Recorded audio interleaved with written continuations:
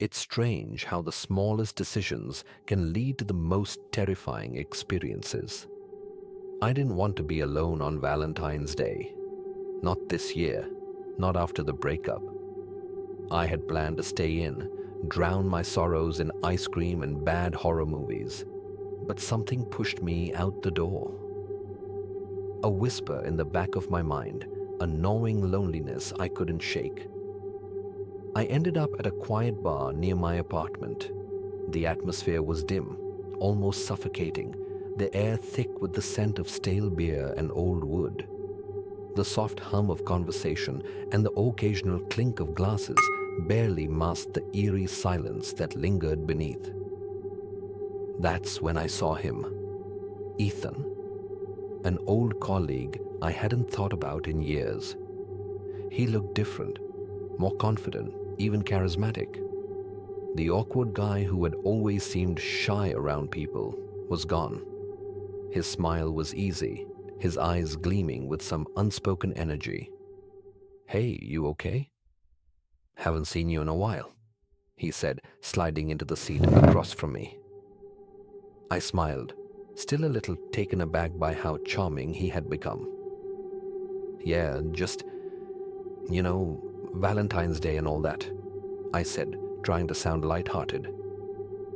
I nodded, and to my surprise, we fell into an easy conversation. We talked about work, old inside jokes, the time the office printer caught fire because someone tried to use it to warm up a sandwich. I laughed more than I expected to. Ethan seemed different, but in a good way, confident, relaxed, even charming in a way he never was back then. 2 hours passed in what felt like minutes. The drinks flowed, the conversation deepened. He told me about the places he had traveled, the new hobbies he had picked up, and even about a business he was trying to start. I started to wonder if I had misjudged him at first. His gaze lingered, a little too long. "I've been meaning to show you something. Some old work memories. You should come by. Just for a bit. It'll be fun. I promise." Something about the way he said it sent a prickle down my spine. But I was lonely and bored. Against my better judgment, I agreed. His apartment was cold, not in temperature, but in feeling. The kind of place that looks normal at first glance, but the longer you stay, the more the wrongness creeps in. "Make yourself comfortable," he said, disappearing into another room. I sat on the couch, unease settling in my stomach. The walls were lined with photographs, but they weren't just decoration. They were all of women, smiling, always smiling. Their eyes held an unnatural brightness, as if the happiness had been forced onto them. Something was off. The air felt too still. The shadows in the corners stretched too far. Ethan returned holding a large, worn album. He sat too close as he flipped it open. The first pages were filled with memories from work, familiar faces. Then the pages turned and the pictures changed. Women I didn't recognize. The same eerie smiles, posed too perfectly, stiff, unmoving. "Who are they?" I asked, my voice quieter than I intended. He didn't answer at first, just smiled. That same unnatural, stretched too wide smile. "Old friends, from back in the day." His hand brushed mine, too deliberate, too firm. I pulled away, but he leaned closer, his breath warm against my neck. "You remember me, don't you? The way things used to be." My stomach churned. "Ethan, I think I should..."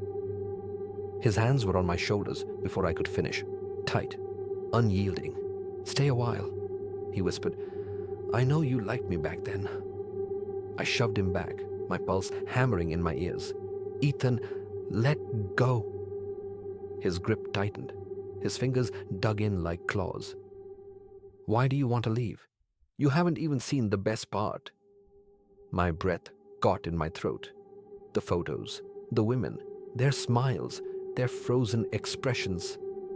Were they dead? Panic seized me. I wrenched free, stumbling toward the bathroom. I slammed the door shut, locking it with trembling fingers. My eyes darted around. Escape. I needed to escape. The window. I climbed onto the sink, shoving it open. The air outside was biting, but I didn't hesitate. I wriggled through, my heartbeat loud in my ears. A thud sounded behind me. The door. He was coming. I fell to the ground outside, pain jolting through my knees. I didn't stop. I didn't look back. I ran. I don't remember getting home. I don't remember locking my door. But I remember the whispers, the faint sound of my name slipping through the cracks of my apartment walls. You remember me, don't you? I never saw him again. But sometimes, when I'm alone, I feel it. The weight of a gaze that isn't there.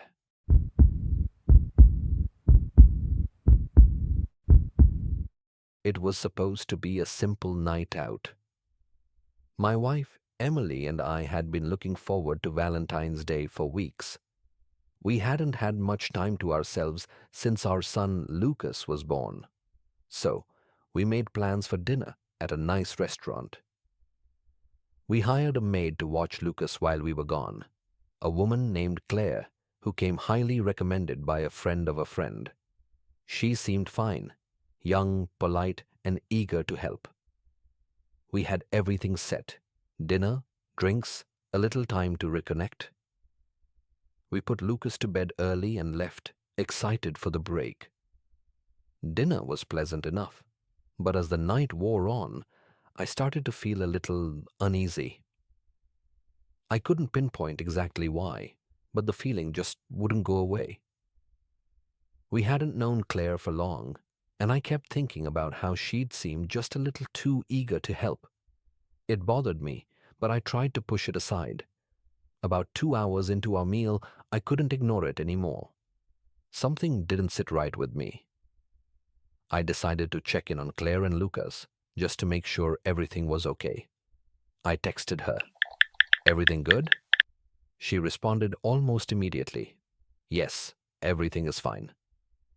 I couldn't shake the feeling something was wrong. We decided to head home early. The drive home felt unbearably long. The roads were mostly empty, the streetlights casting eerie pools of light onto the pavement.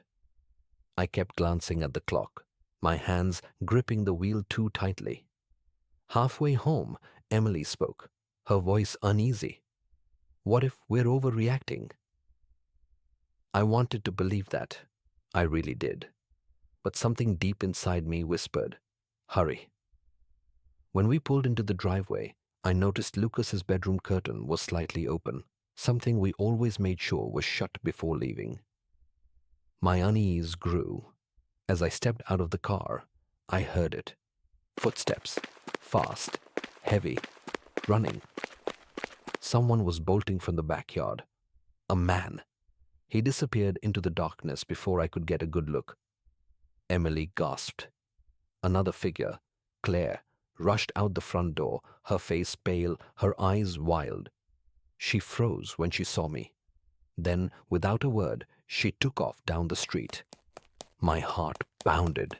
I shoved the door open, sprinting upstairs to Lucas's room. He was there, safe, asleep. But something was wrong. His small backpack was sitting by the crib, filled with his clothes. His favorite stuffed animal was missing. Emily's voice trembled behind me. They were going to take him. We called the police, but Claire and the man were gone. No records, no explanation. We moved soon after. We never saw her again. The police found nothing about her, no records, no explanation. But I'll never forget the look in her eyes, the way she waited for the perfect moment to take my son. We moved soon after. I never trusted anyone with Lucas again.